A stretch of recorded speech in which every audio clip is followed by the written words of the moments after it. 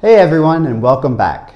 Last class I introduced 3 verb tenses, but we focused more on 2 verb tenses. The simple present and present continuous. I also mentioned the simple past.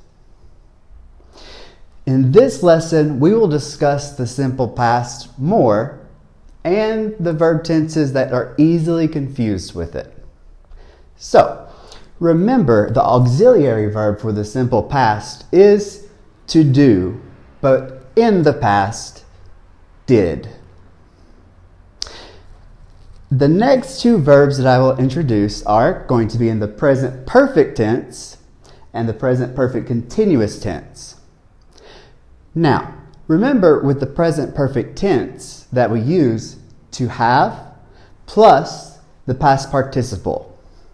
Now, what is the past participle? If the verb is regular, we add ed to the end. If the verb is irregular, you need to memorize. Great, so you have them all memorized, correct? I'm just kidding.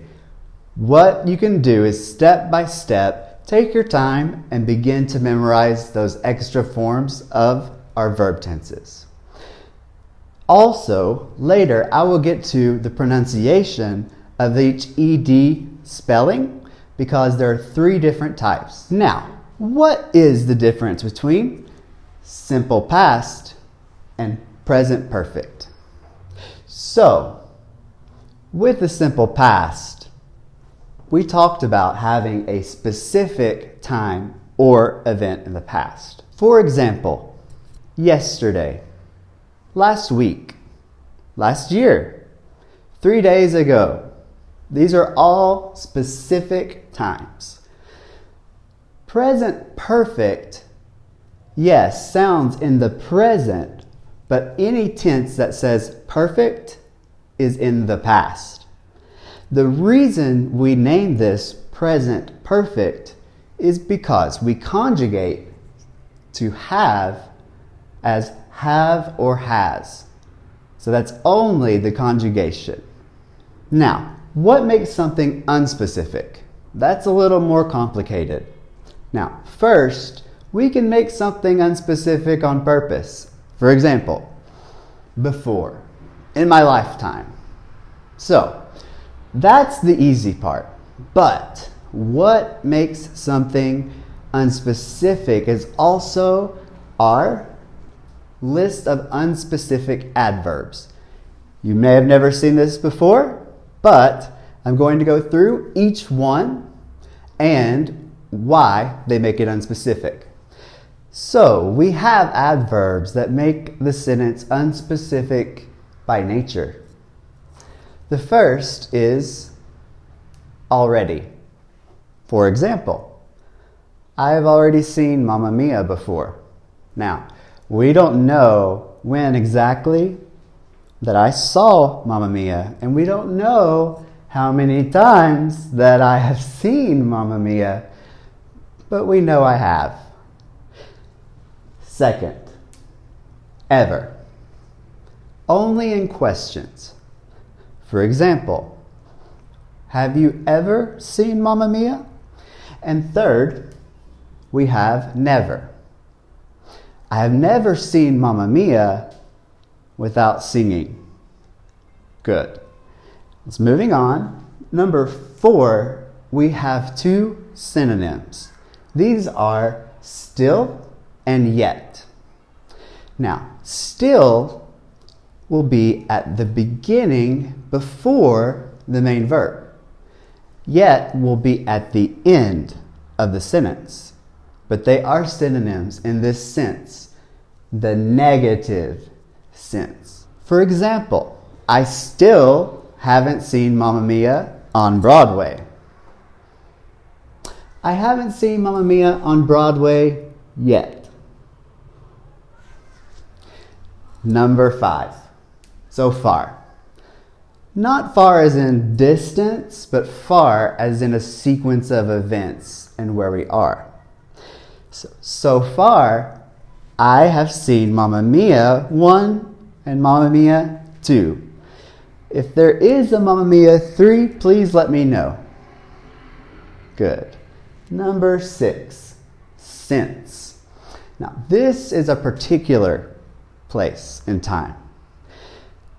I have seen musicals since I was very young. Number 7, for.